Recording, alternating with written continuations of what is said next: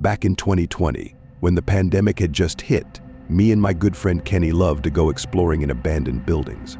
We lived on the east coast of a small town just outside a major city, and we had tons and tons of houses to explore that were abandoned in the woods. Why did we do this? Honestly, because we were both jobless, and it was something that gave us a rush.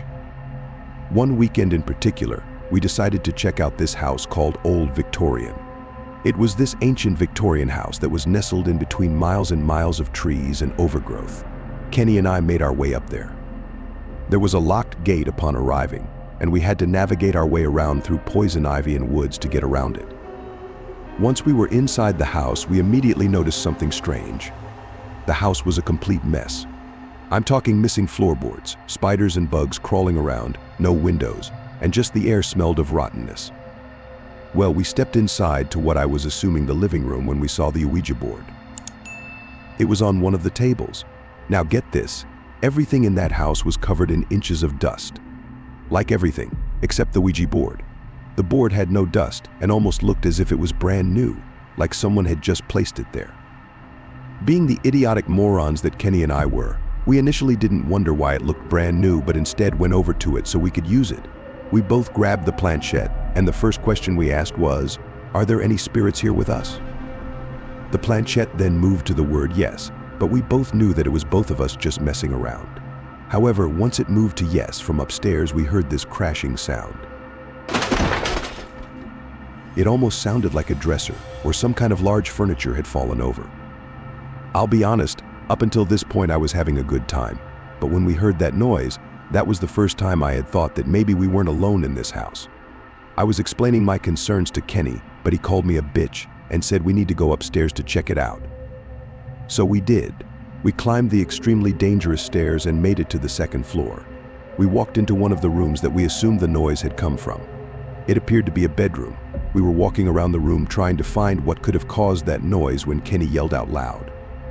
He was standing in front of an old cracked mirror that was hanging on the wall. I walked over to him about to ask him what was wrong when I saw it. On the mirror, written in what I thought was mud, was Kenny's name and mine. Kenny looked at me with this terror on his face that I have never seen before. Before we could process how in the hell both our names were written on that mirror, we heard this heavy breathing.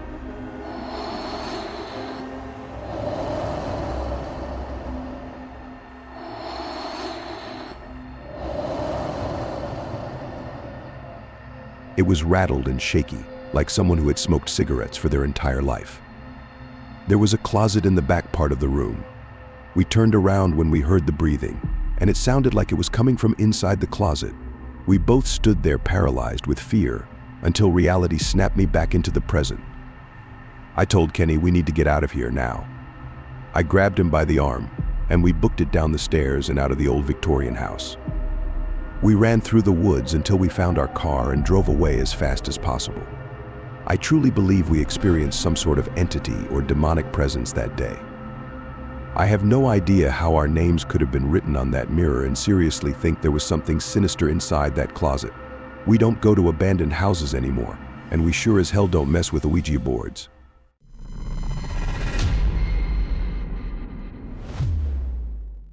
So, this story happened when I was 17 and my sister was 13. My parents had gone away for the weekend, leaving me in charge of my sister and the house while they were gone. My sister and I always had a good relationship, and we usually played games and talked about life together. While my parents were away, my sister came into my room and asked me a question that isn't asked that often. She asked, "Do you want to play a Ouija board?" This really caught me off guard. My parents were very religious, so anything like a Ouija board or demonic stuff like that was strictly banned from our house. I asked my sister, "Where did you get it?" She said her friend had let her borrow it to see if anything scary would happen. As much as I wanted to abide by my parents' rules and be a good role model for my sister, the curiosity of what a Ouija board could do overrode all of that. I told my sister, "Yes, we can do it, but you have to swear not to tell Mom and Dad." She swore to it. We went into the living room, and my sister laid the Ouija board down on the coffee table. Mind you, it was late at this point, I think around 10:30 at night. It sounds dumb, but we honestly had no idea how to use it, so I had to grab my phone and Google how to. Once we got the general idea, we both placed our hands on the planchette and started asking the board questions. We asked if there were any spirits living in the house with us. Nothing. The planchette did not move. I then asked, "Are there any secrets you can tell us?" Again, nothing. This went on for maybe another 20 minutes, but the planchette remained still, and there was no paranormal activity that we could detect. We both thought that it was kind of stupid and decided to call it quits. I reminded my sister again to never tell Mom and Dad that we did the Ouija board before we both went off to bed for the night. Later that same night, I was fast asleep in my room when my sister suddenly burst in. She was very upset and almost on the verge of crying. I grabbed her shoulders and asked her, "What's wrong?" My sister said she woke up to this noise she heard downstairs, almost like someone was walking around. She went downstairs to investigate further, and when she did, every single window and door in our house was wide open. I didn't want to believe her, but that's when I saw both my bedroom windows were open. I got out of bed and made my way downstairs. My sister was right. Every single window and door was open. I even checked the bathrooms, and those windows were open too. We quickly shut and locked every door and window. Now get this. I told my sister to bring the Ouija board to me, and when she did, there was this massive burn right in the center of the board that was not there when we originally had used it. I told my sister the first thing she does tomorrow is to get rid of that board and to never bring it back into the house.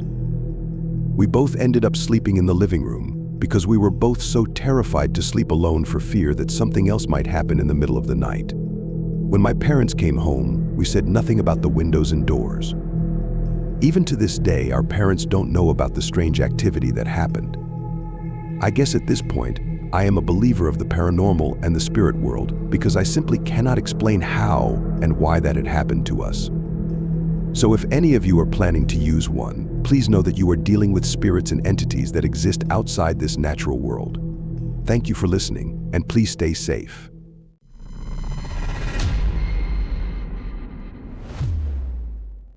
I'll start this story by saying never, and I mean never, use a Ouija board. I'm a big thrift store shopper. I get most of my clothes, furniture, and home decor from them.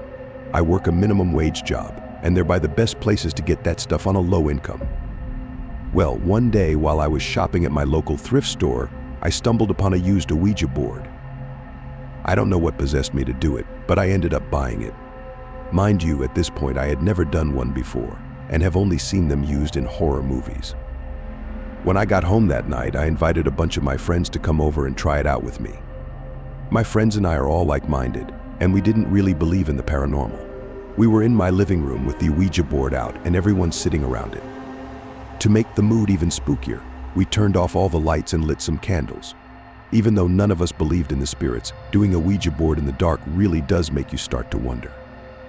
We started off by asking the board simple questions. Is there anyone here with us? If you are here, how old are you? And stuff like that. Every question we asked, we would watch the planchette move to yes or no. Even when it moved, I knew in my heart it was just us collectively moving it together. When we asked the board, "Are you a good spirit?" the planchette moved to no. Once it went to no, we all heard this loud crack. I looked up and saw that my front living room window had this massive crack, almost like someone had thrown something at it. We all tried to laugh it off as some kind of crazy coincidence, but something really felt off. Eventually, my friends all got tired and ended up leaving. I took the Ouija board and put it in my game closet, which was in my upstairs hallway. Later that same night, I woke up to a loud noise. I live alone and I'm single, so this was very alarming. I was in my room and I turned on my lights. I got out of my bed, only to find the Ouija board sitting at the foot of my bed. Guys, I cannot explain this at all. And what was even worse, on my floorboards, I saw these odd footprints. Not a man's footprints, but almost like animal hoof prints. It led into my bedroom from the hallway and stopped at where the Ouija board was. At that point, I was taking no chances. I grabbed the Ouija board and took it out to my trash cans that night. I seriously have never believed in the paranormal or spirits, but I truly cannot explain how the Ouija board ended up in my bedroom. And I sure as hell cannot explain those footprints. I haven't experienced anything since I've gotten rid of it. Please, never do one, guys.